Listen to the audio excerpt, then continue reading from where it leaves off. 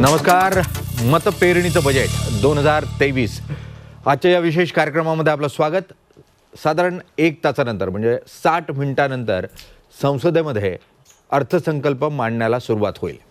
मुळात काय अपेक्षा आहेत या बजेटकडून सर्वसामान्यांच्या, आणि पुढचं वर्ष म्हणजे जे आर्थिक वर्ष आहे मुख्यतः ते अडचणीचं, जागतिक आर्थिक पातळीवर अडचणीचं वर्ष म्हणून बघितलं जात आहे. अशा परिस्थितीमध्ये कशा स्वरूपाची मांडणी असेल?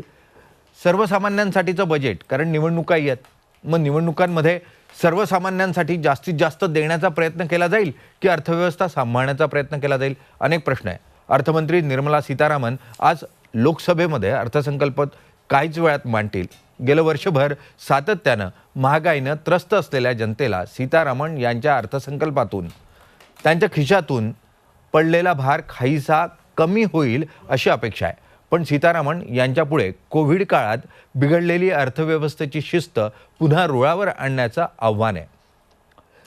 हे मुळात आव्हान आवासून उभं असताना जगातली 5वी सर्वात मोठी अर्थव्यवस्था बनण्याचा मान भारताच्या शिरपेचात आलेला असला तरी हा क्रम कायम ठेवण्यामध्ये आपल्याला यश मिळणार आहे का? त्यासाठीची म्हणून शिस्त पाळणं हे गरजेचं आहे का? आणि त्याही शिस्त लावण्याचा प्रयत्न या अर्थसंकल्पातून होणार का, याकडे सर्वांचं लक्ष आहे. तिजोरीवर ज्या स्वरूपाचा भार या अर्थसंकल्पामध्ये निर्माण होईल तो भार हा मुख्यतः अर्थव्यवस्था सुधारण्यासाठीचा असेल की फक्त मतं मिळवण्यासाठी, हाही प्रश्न असेल. आणि त्यामुळे 2004च्या निवडणुकांचा साधारण जेमतेम 1 वर्षाचा काळ उरलेला असताना कशा स्वरूपाचे निर्णय होणार याकडे सर्वांचं लक्ष आहे. आणि त्याच दृष्टीनं आज आपण चर्चा करणार आहोत. या चर्चेमध्ये माझ्याबरोबर सहभागी होण्यासाठी म्हणून बँकिंग क्षेत्रातले RBIचे डायरेक्टर सतीश मराठे सर आहेत. सतीश मराठे सर, खूप खूप स्वागत आपलं. अजित जोशी स्वतः CA आहेत आणि तुमच्या आमच्या खिच्यावर जो टॅक्सचा भार पडतो, जो सर्वात जास्त जिकरीचा असतो नोकर वर्गासाठी, सर्वसामान्यांसाठी, त्या संदर्भात काय अपेक्षा आहेत? 5 लाखापर्यंतची उत्पन्नावरची सूट जी आहे ती इन्कम टॅक्समध्ये मिळणार का? दरवेळेला खूप आशेचा प्रश्न असतो. त्या आशेच्या प्रश्नाला यावेळेला तरी उत्तर मिळणार का? याचं उत्तर ते निश्चितपणे आपल्याला देऊ शकतील. माधव भंडारी सर, भाजपचे वरिष्ठ नेते आणि प्रवक्ते माधव भंडारी सर आपल्याबरोबर आहेत. ते त्यांच्याबरोबर आपण चर्चा करणार आहोत. आणि त्याचबरोबर अतुल लोंढे, काँग्रेसचे वरिष्ठ प्रवक्ते, मुख्य प्रवक्ते महाराष्ट्राचे अतुल लोंढे आपल्याबरोबर आहेत. आपण त्यांच्याकडून जाणून घेण्याचा प्रयत्न करू. साहजिक आहे, भाजप मतपेरणीचा असं हे बजेट मांडणार का हा प्रश्न उपस्थित होतोय. आपण काँग्रेसकडून सुरुवात करूयात, अतुल लोंढेंकडे जाऊयात, मग मी माधव भंडारींकडे येणार आहे. माधव भंडारी सर, अतुल लोंढेंना पहिला प्रश्न विचारतो कारण विरोधकांचा मान पहिला असायला हवा. अतुल लोंढेजी, कसं बघता आजच्या या अर्थसंकल्पाकडे? कारण ज्या स्वरूपाचा इकॉनॉमिक सर्वे आलेला आहे त्यानंतर येणारे हे बजेट, काय अपेक्षा आहे तुम्हाला विरोधक म्हणून? असं आहे की इकॉनॉमिक सर्वेनी 2-3 गोष्टी तर एकदम स्पष्ट केलेल्या आहे की मागच्या वेळेचा जो टार्गेट होता तो 15% कमी झालेला आहे. आणि येणाऱ्या काळामध्ये ज्या पद्धतीने रुपयाचं अवमूल्यन होऊ शकतं आणि त्याचा परिणाम जो आहे तो मोठ्या प्रमाणावर आयातीवर होऊन आपला जो जागतिक परिस्थिती जी आहे, मंदीची जी शक्यता आहे किंवा मंदी आलेल्याच जमा आहे, अशा परिस्थितीत आपला एक्सपोर्ट कमी होऊन इम्पोर्ट वाढल्यामुळे मोठा दबाव जो आहे तो अर्थव्यवस्थेवर येणार आहे. मग आपण हाच जर विचार केला तर 84 रुपयापर्यंत डॉलर जाण्याची शक्यता आहे. आणि सर्वात मोठा इम्पोर्ट आपला पेट्रोलियमचा असल्यामुळे, खतांचा असल्यामुळे त्याचं एक प्रेशर जे आहे ते प्रेशर राहणार आहे आणि त्याचा मोठा फटका जो आहे तो इकॉनॉमीला बसणार आहे. मागच्या वेळेस 15% बसला. पण या सगळ्या गोष्टीमध्ये सर्वात महत्त्वाचं जे आहे की रेझिलियन्स जे आपल्या इकॉनॉमीचं आहे, की सामान्य माणसाची जी क्रयशक्ती आहे त्या क्रयशक्तीला नोटबंदी आणि चुकीच्या पद्धतीने GST लावल्यानंतरचा फटका बसला, त्यातनं वरती निघायला तयार नाही आहे. आता एक कॉन्ट्राडिक्शन असं आहे की इकॉनॉमिक सर्वे सांगतो की आपण कोविडच्या पहिलेच्या परिस्थितीमध्ये आलेलो आहोत. म्हणजे कोविडच्या पहिलेची परिस्थिती काय होती तर 3.37% आपला ग्रोथ रेट होता, ज्याच्यावरही अनेक प्रश्नचिन्ह उपस्थित केले गेलेले होते. बेरोजगारी 45 वर्षामधली सर्वात मोठी होती आणि महागाई जो आहे, महागाईचा फटका आपण पाहिला होता. आणि सर्वसामान्यांची क्रयशक्ती जी गेली ती दिसत होती. आता जो फॉक्सकॉनचा रिपोर्ट आलेला आहे त्याच्याप्रमाणे 3% लोकांकडे 40% 50% संपत्ती आहे आणि 50% लोकांकडे फक्त 3% संपत्ती आहे. तर हा जो गॅप आहे हा गॅप मोठ्या प्रमाणात वाढतो आहे. त्यामुळे आमची अपेक्षा अशी आहे की मनरेगामध्ये जी तरतूद आहे ती तरतूद फारच कमी होते. 100 दिवसाच्या ऐवजी 52 दिवसाचा ॲव्हरेज लोकांना रोजगार मिळालेला आहे. तो 200 दिवसाचा रोजगार मिळाला पाहिजे, कारण की ग्रामीण क्षेत्रामधूनच मोठ्या प्रमाणावर बेरोजगारीचं प्रमाण जे आहे ते दिसतं आहे आपल्याला. शहरी क्षेत्रामध्ये आहेच. 6 करोड ज्या छोट्या कंपन्या आहेत, छोटे छोटे उद्योग आहेत, ज्याला MSMEs म्हणतो आपण, त्या 6 करोडच्या संदर्भामध्ये असंघटित क्षेत्र 92% 93% आहे. त्याचा विचार ह्या इकॉनॉमीमध्ये कुठेही होत नाही आहे. या इकॉनॉमीच्या कॅल्क्युलेशन्समध्ये हे कॅल्क्युलेशन्स कुठेही येत नाही आहे. त्यामुळे ही परिस्थिती अतिशय गंभीर आहे. आणि आज आपण बजेट मांडत असताना फेडरल बँक जी अमेरिकेची बँक आहे त्यांचीसुद्धा आज मिटिंग होते आहे. उद्यापर्यंत त्या संदर्भामध्ये त्यांनी जर रॅपो रेट वाढवला तर मोठ्या प्रमाणावर शेअर मार्केटवर तर परिणाम होईलच, आणि त्याचा परिणाम जो आहे तो डॉलर वाढण्यावर होईल, जशी आपण पहिले चर्चा केली.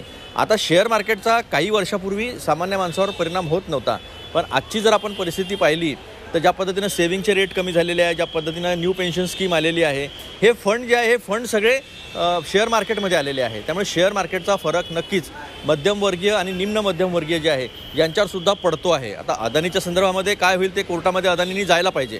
परिस्थिती जी आहे ती स्पष्ट करायला पाहिजे. गंभीर आरोप आहे. 41व्या पानावर त्यांनी जे उत्तर लिहिलं आहे त्याच्यामध्ये त्यांच्या भावानी ह्या शेल कंपन्यांमध्ये टाकण्यासाठी एवढा प्रचंड पैसा जो आहे तो कुठून आला याचा सोर्स आम्हाला माहिती नाही आहे. त्या सोर्सच्या संदर्भामध्ये कुठे चर्चा नाही आहे, किंवा तो सोर्स स्वतः राजेश अंबानी जे आहे त्यांचे मोठे भाऊ त्यांनीसुद्धा सांगितलेला नाही आहे. तर त्यामुळे हे जे भाव पडतात आहे, दुसऱ्या नंबरचा व्यक्ती हा सरळ 11व्या नंबरवर आला आहे. 4.5 लाख कोटीचं नुकसान झालेलं आहे. आणि LIC आणि SBI यासारख्या ज्या सार्वजनिक कंपन्या आपल्या सार्वजनिक बँक्स आहेत, यांचे जे पैसे जे तिथे लागलेले आहे ते मध्यमवर्गीयांना मोठा त्याचा इम्पॅक्ट होणार आहे. एकंदरीत या सगळ्या याच्यावर जर अतुलजी तुमचा आक्षेप लक्षात आला. आपण आज कशा पद्धतीने अतुलजी मुळात तुमचा आक्षेप लक्षात आला. आपण फक्त तुमच्या आक्षेपांवर माधव भंडारींचं काय म्हणणं आहे ते जाणून घेऊयात आणि पुढे जाऊयात. माधव भंडारीजी, थेटपणे ज्या स्वरूपामध्ये अर्थव्यवस्थेवर परिणाम होतोय, शेअर मार्केटमध्ये परिणाम होतोय, त्याचा परिणाम हा पाहायला मिळेल अशा स्वरूपाचा एक युक्तिवाद समोर येताना पाहायला मिळतोय.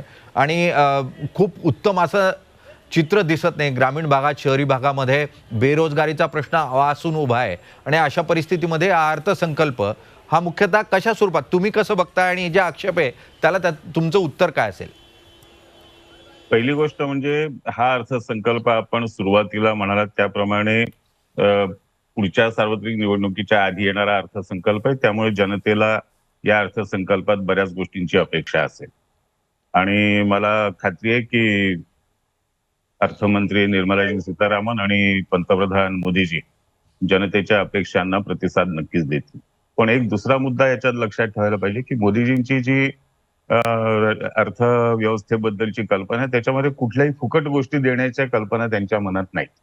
आणि त्यामुळे लोकांना फुकट काहीतरी मिळेल, खूप काहीतरी वाटा म्हणजे काय म्हणतात त्याला फ्रीबीज वाटल्या जातील वगैरे असं मला शक्यता वाटते. दुसरा भाग जो आहे की अर्थव्यवस्थेचा विकास दर हा मंद आहे. 6.3 6.6च्या पुढे आहे. आणि त्यामुळे काँग्रेसला स्वाभाविकपणे काँग्रेस आणि विरोधक या सगळ्यांना, ज्यांना इंग्रजीत एक प्रॉफिट्स ऑफ डूम म्हणतात, या भूमिकेत ते अखंड 24 तास असतात, त्यांना त्यांची भाषा वापरायला. आणि समजा हा अर्थव्यवस्थेचा दर 8 गेला, 9 गेला, 10 गेला तरी सुद्धा काँग्रेस आणि विरोधक ह्याच भाषेत बोलणार आहेत. कारण त्यांना भारताची प्रगती आणि भाजपाची प्रगती ह्या दोन गोष्टींमधला फरक कळून आणि त्यांना तो मान्य नाही. त्यामुळे भाजपाला विरोध करण्याच्या नादात भारताला विरोध करायचा ही जी एक संकल्पना सतत त्यांच्या मनामध्ये आहे ती अवघड आहे. मी आता त्याच्यावर काही म्हणत नाही. परंतु जागतिक बँक सुद्धा भारताच्या अर्थव्यवस्थेबद्दल आशावादी आहे. जागतिक बँक सुद्धा हे सांगते की भारताची अर्थव्यवस्था आज मजबूत आहे आणि पुढे चालली आहे. आणि तरी सुद्धा आपण कुठल्या तरी नाव नसलेल्या किंवा कुठल्या तरी खाजगी संस्था की ज्यांचा अजेंडा ठरलेला आहे, ज्यांचा राजकीय कार्यक्रमच ठरलेला आहे की भारताच्या विरुद्ध अपप्रचार करायचा, त्यांच्या अहवालाचा आधार घेऊन भारतीय अर्थव्यवस्थेबद्दल निराशा बोलत राहायची ही जी पद्धत आहे ती ठीक आहे. शेवटी त्यांची कार्यपद्धती आहे, त्याच्याबद्दल त्यांना जे योग्य वाटतं ते करतात. त्यामुळे मला स्वतःला असं दिसतंय की आज भारताची अर्थव्यवस्था ही निश्चितपणे प्रगतीपथावर आहे. याच काळामध्ये आपण इंग्लंडला मागे टाकून जगात 5व्या क्रमांकावर पोहोचलो. अगदी याच काळामध्ये आपण अनेक गोष्टी साध्य केल्या. कोरोनाचा इतका प्रचंड फटका बसलेला असताना सुद्धा ही अर्थव्यवस्था इतकी व्यवस्थित आहे, मजबूत आहे आणि याच्यामध्येच आपलं यश आहे. महागाई, बेरोजगारीचे मुद्दे हे 1947 सालापासून आजतागायत आहे. आणि जे लोक फक्त गेल्या 45 वर्षाचं बोलतात ते मागची 30 वर्ष आपण काय केलं याच्यावर पडदा टाकायचा प्रयत्न करतात. पण बेरोजगारीचा मुद्दा जो आहे तो फक्त संघटित क्षेत्रातल्या रोजगारीशी जोडलेला नाही. संघटित क्षेत्रातल्या रोजगारीच्या बाहेर असंघटित क्षेत्रातला जो स्वयंरोजगाराचं क्षेत्र आहे जे आतापर्यंत दुर्लक्षित होतं, त्याला गेल्या 8 वर्षामध्ये जी चालना मिळाली, त्याच्यावरती जो प्रयत्न सुरू आहे, त्याच्यामध्ये जे गुंतवणूक केली जाते, त्याच्यातून खूप मोठ्या प्रमाणावर छोटे मोठे उद्योग देशाच्या कानाकोपऱ्यात उभे राहिलेत आणि त्याच्यातून रोजगाराची निर्मिती झाली म्हणून आपली निर्यात वाढली. संरक्षण उत्पादनात आपण पुढे गेलो, शेतीच्या उत्पादनात आपण पुढे गेलो. अनेक क्षेत्रामध्ये आपण गेल्या 7-8 वर्षामध्ये चांगली प्रगती केलेली आहे आणि त्याचं प्रतिबिंब हे निश्चितपणे या अर्थव्यवस्थेचं पडत आहे. अगदी त्यामुळे या माधवजी, अतुल अर्थसंकल्पामध्ये लोंढेंकडे सुद्धा जातो आपण फक्त, कारण तुम्ही जो घेतलेला आक्षेप आहे की ज्या संस्था भारत विरोधी सातत्यानं प्रचार करण्याचा प्रयत्न करतात अशा संस्थांच्या अहवालाला संदर्भ देत सातत्यानं अपप्रचार काँग्रेस करतं, असा आक्षेप आहे अतुलजी तुमच्यावर. नाही, असं आहे की हेच नरेंद्र मोदीजी 2013 साली बीबीसीच्या क्रेडिबिलिटीबद्दल बोलत होते आणि भारताच्या DD PIB याच्या विरोधामध्ये प्रचार करत होते. हेच नरेंद्र मोदी आणि हेच सगळे BJPचे लोक आहेत, त्यांचा सगळा बाहेरच्या संस्थांचे जे रिपोर्ट होते आणि जे षडयंत्र भारताच्या विरोधामध्ये राबवलेलं होतं त्याला खरं मानत होते. त्यामुळे आपल्या विरुद्ध गोष्टी गेल्या की त्याला राष्ट्रवादाचा मुलामा लावण्याचा प्रयत्न करायचा. याच्याविरुद्ध हिंडनबर्गनी तो ऑब्जेक्शन घेतलं की तुम्ही राष्ट्रवादाचा मुलामा लावू नका, आमच्या प्रश्नाची उत्तरं द्या, थातूरमातूर उत्तरं देऊ नका.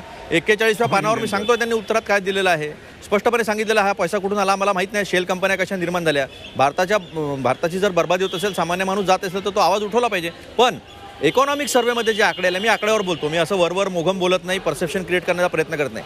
ज्या पद्धतीनं इकॉनॉमिक सर्व्हेचे आकडे आले आहे, हा जर ग्रोथ रेट पाहिला आपण तर 2029-30 साली आपण $5 ट्रिलियन इकॉनॉमी होऊ. हे तर तुमचं सत्य सांगता ना. तुम्ही मागच्या वेळेस 8.5% ग्रोथ म्हटला होता, झाली ॲक्च्युअली 60%, पण 60% ग्रोथ ही $2.25 ट्रिलियन इकॉनॉमीमध्ये आहे. तुम्ही $23 ट्रिलियन इकॉनॉमीसोबत $20 ट्रिलियन इकॉनॉमीसोबत कम्पेअर करत असताना आपण कुठे याचं व्यवस्थित परीक्षण केलं पाहिजे.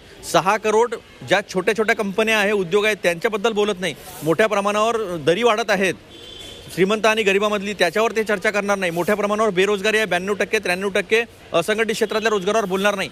आज जर आपण 100 दिवसाचा रोजगार देतो म्हटलं तर 1,80,000 करोड लागणार आहेत. आतापर्यंत कोविडमध्ये फक्त 1,10,000 करोड मनरेगावर खर्च केलेले आहे आणि तो सुद्धा कापून 71,000 कोटीपर्यंत आणलेला आहे. त्यामुळे मी आकड्यावर बोलतो, परसेप्शन क्रिएट करत नाही. शेवटी देशाचा प्रश्न आहे, सगळं सोंग आणता येतं, पैशाचा सोंग आणता येत नाही. म्हणून हे इकॉनॉमिक सर्व्हेच्या आधारावर बोललेलो आहे मी. असं होईल, परंतु हे असं होण्याची शक्यता आहे.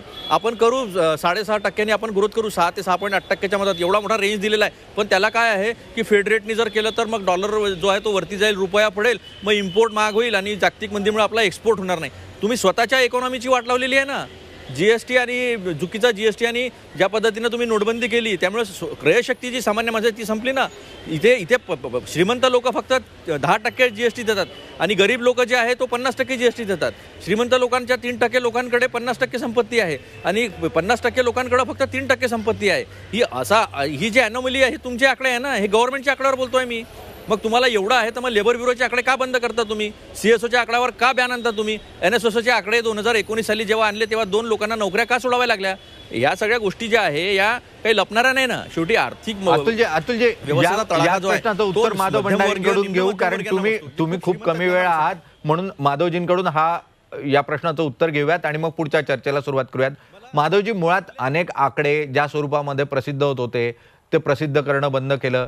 इतकंच नाही तर ज्या स्वरूपात सरकारचे अहवाल येत होते ते अहवालही देणं बंद केलेलं आहे. अशा स्वरूपाचा सातत्यानं आक्षेप हा भाजपच्या सरकारवर घेतला जातो आणि त्यामुळे एक परसेप्शन तयार केलं जातं, खरे आकडे चुकीचे असतात, दाखवले वेगळे जातात, असा एक आक्षेप हा विरोधक सातत्यानं घेत आहेत. आता अतुल लोंढे घेत आहेत.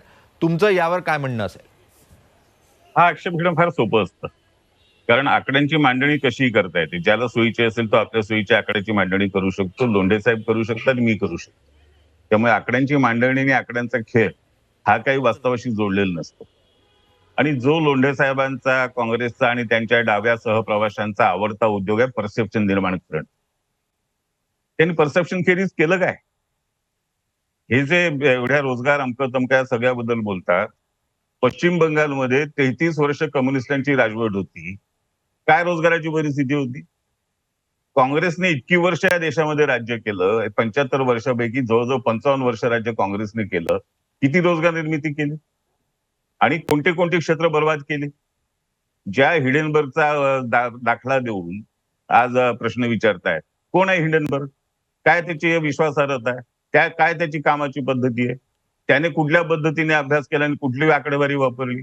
याच्या विश्वासार्हतेबद्दलचं, त्याच्या एकंदर कार्यक्षमता आणि त्याचा पार्श्वभूमी काय आहे याचा कुठलाही प्रश्न न विचारता एक कोणीतरी हिडेनबर्ग उठतो आणि तो भारताच्या अर्थव्यवस्थेमध्ये खड्डा घालायला उभा राहतो, हे त्याचा पाठपुरावा सुरू नाही, माधव करतात. भंडारीजी, हा जो निश्चितपणे प्रकार आहे, हिडनबर्ग हा जर प्रकार भारतीय हा प्रकार अत्यंत आक्षेपार्ह आहे, चुकीचा आहे. त्याची विश्वासार्हता तपासण्याचा सुद्धा प्रयत्न झाला पाहिजे आणि ती तपासून मग त्याच्यावर चर्चा झाली पाहिजे. अगदी त्यामुळे मी माधव आता त्या भंडारीजी, विषयात जातो. विश्वासार्हता हिडनबर्गची निश्चितपणे तपासली पाहिजे. भारताच्या अर्थव्यवस्थे संदर्भात जे प्रश्न उपस्थित होत आहेत त्यावर निश्चितपणे त्यांच्यावर प्रश्न उपस्थित करायला हवे. मात्र जर डब्बा कंपन्या निर्माण करून त्या ठिकाणून काही गुंतवणूक भारतात आणली जात असेल किंवा भारतातला पैसा बाहेर नेला जात असेल तर त्याचीही चौकशी होणं अपेक्षित आहे. जर काही कंपन्यांवर आक्षेप घेतले गेले असतील तर त्याची चौकशी होणं अपेक्षित आहे. हे तुम्हाला मान्य आहे की नाही? मला त्या कंपन्यांच्या चौकशीबद्दल काही माझं हरकत नाही. ज्यांच्यावरती असे आरोप असतील त्या आरोपांची चौकशी झाली पाहिजे आणि ह्या ज्या कंपन्यांच्या चर्चा सुरू झाल्या ना, त्या कंपन्यांची स्थापना कधी झाली आणि त्यावेळेला त्यांना कुणी पैसे कसे दिले हेही कळा ना.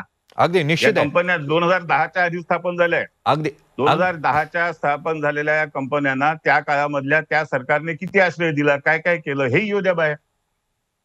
अगदी माधवजी, तुमचं म्हणणं जे आहे ते मान्य करूयात आणि आता मूळ अर्थसंकल्प आणि अर्थसंकल्पाकडून असलेल्या आक्षेपांकडे येऊयात. कारण मूळ राजकीय चर्चा करणं हे अपेक्षित नाहीये, पण साहजिक आहे. राजकीय पक्षांचे दोघं प्रतिनिधी आपल्याबरोबर होते आणि खूप कमी वेळासाठी आपल्याबरोबर होते, म्हणून त्यांना सुरुवातीला संधी दिली. मी आता जाणकारांकडे येतो, अर्थव्यवस्थेच्या जाणकारांकडे आणि टॅक्सेशनचे जे जाणकार आहेत त्यांच्याकडे येऊयात. आपल्याबरोबर चेतना सिन्हा पण आहेत, मांडेशी बँकेच्या संस्थापक आहेत. आणि वैशिष्ट्य म्हणजे यावेळचा अर्थसंकल्प हा महिला राष्ट्रपती यांनी सही केलेला, महिला अर्थमंत्र्यांनी मांडलेला अशा स्वरूपाचा आहे. त्यामुळे महिलांना प्रतिनिधित्व निश्चितपणे द्यायला हवं आणि तुम्हाला जागतिक बँकेनंही प्रतिनिधित्व दिलं होतं तुमच्या कामासाठी, म्हणून चेतना सिन्हा यांचं पण स्वागत या चर्चेमध्ये. मी सर्वात अगोदर सतीश मराठे सरांकडे जातो. सतीश मराठे सर, तुम्ही RBI बरोबर काम करता, जवळून बघता.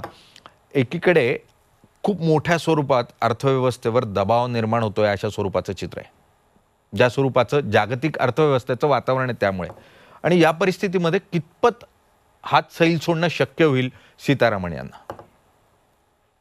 म्हणजे जसं मीडियामध्ये चित्र येतं तशी परिस्थिती नाही आहे. बरं, आपली अर्थव्यवस्था कोविडच्या ह्याच्यातनं बाहेर आली, चांगली सुरू झाली, पण युरोपमधल्या युद्धांनी त्याला एक मोठा खीळ घातला.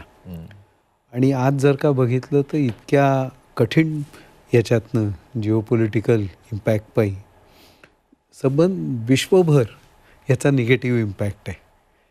युरोपमध्ये होता, अमेरिकेत आहे, चायनात तर खूप मोठा आहे आणि त्याच्यामुळे संबंध वर्ल्ड इकॉनॉमीच ॲफेक्ट झालेली आहे. ऑब्व्हियसली भारताच्या इकॉनॉमीला त्याच्यावरती परिणाम झाला.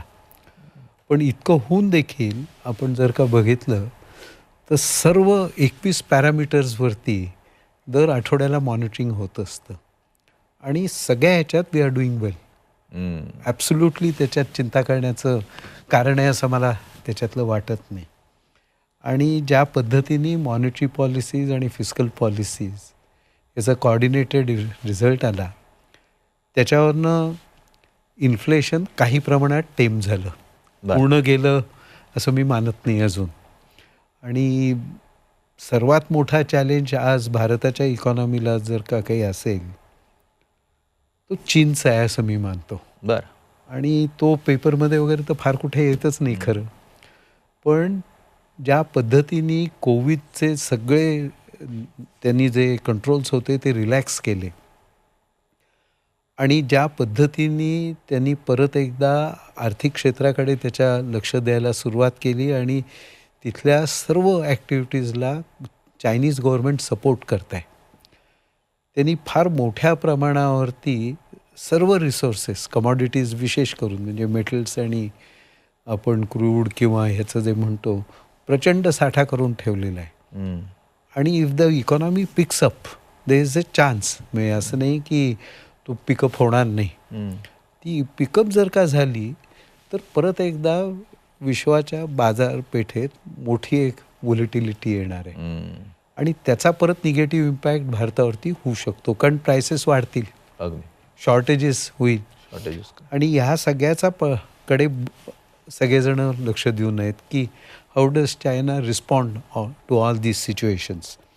आणि हे असल्यामुळेच माझं मत असं आहे, आणि दे हॅव बीन केअरफुल, की कालच्या इकॉनॉमिक सर्व्हेमध्ये त्यांनी ते मार्जिन ठेवलं आहे.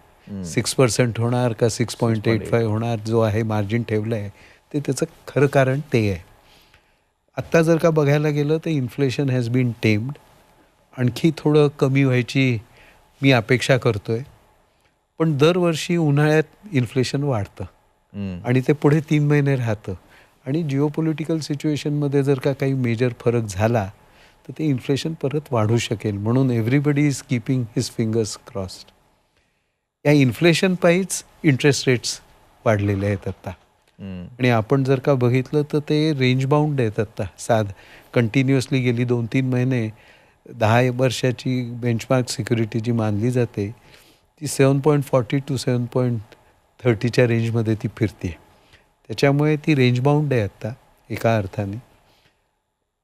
बँकांकडे जी परिस्थिती आत्ता उत्तम आहे फायनान्शियली. कित्येक वर्षानंतर भारताच्या बँकांची परिस्थिती उत्तम आहे असंच म्हणायला लागेल.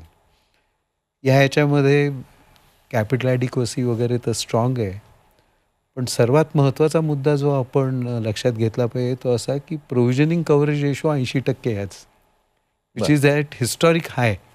म्हणजे जगात 3रा नंबर भारताचा इतका हाय प्रोव्हिजनिंग कव्हरेज करणारा म्हणून आपण मानतो.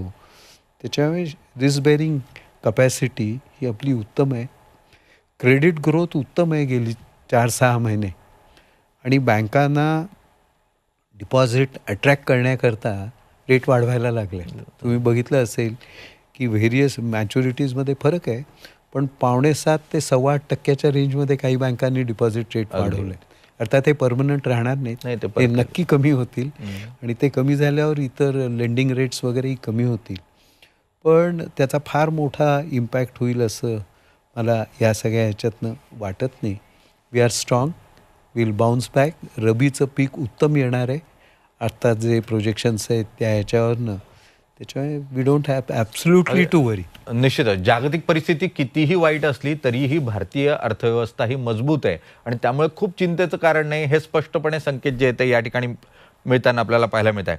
मी अजित जोशींकडे येतो. अजित जोशीजी, मुळात सर्वसामान्य माणसासमोरचा प्रश्न असतो तो म्हणजे ते 5 लाखापर्यंतची सूट देणार होतात तुम्ही, तर ती काय झालं? ती पूर्ण वगळणार का, की त्याच्यावर टॅक्स जो आता लागतो नवी स्कीम जुनी स्कीम अशा स्वरूपात काय अपेक्षा आहेत? काय मिळू शकतं सर्वसामान्यांना? नाही, खरं सांगायचं तर अपेक्षा अर्थमंत्र्यांना जे पटेल ते आहेत. पण अपेक्षा म्हणण्यापेक्षा इच्छा अशी आहे की पर्सनल टॅक्सेशन किंवा जनरल टॅक्सेशन हे गेल्या 3-4 वर्षामध्ये इतकं गुंतागुंतीचं झालेलं आहे. म्हणजे आपण एकीकडे मॅक्झिमम गव्हर्नन्स, मिनिमम गव्हर्नमेंट वगैरे असं सगळं म्हणत असताना पर्सनल टॅक्सेशनमध्ये इतकी कोंडी करून ठेवलेली आहे. म्हणजे मला आठवतं की 3-4 वर्षापूर्वी त्यांनी एक अशी विचित्र प्रोव्हिजन आणली की 5 लाखाच्या आत उत्पन्न असेल तर तुम्हाला कर नाही, पण 5च्या वर असेल तर 2.5 ते 5 लाखावर कर आहे.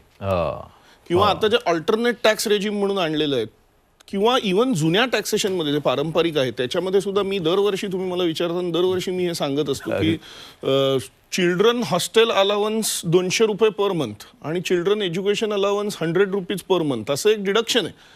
हे काय, हे सोपं जर करायचं असेल, माझं अतिशय प्रामाणिकपणे असं मत आहे की काही स्लॅब नाही वाढवली तरी चालेल.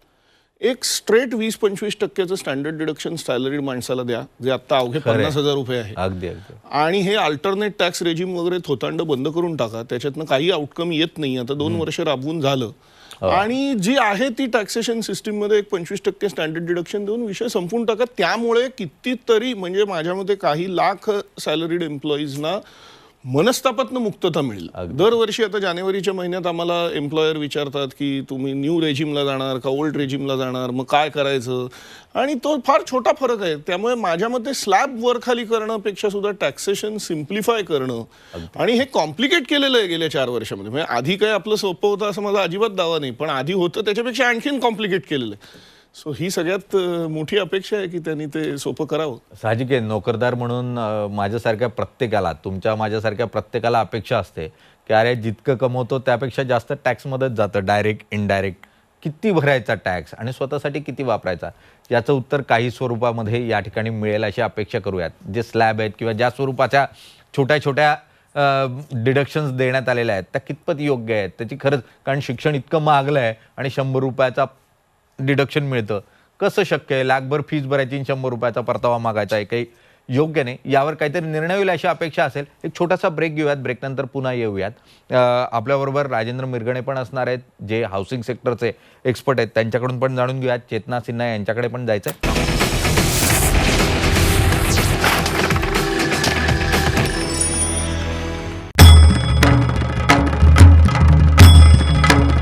भंडाऱ्याची उधळण म्हणजे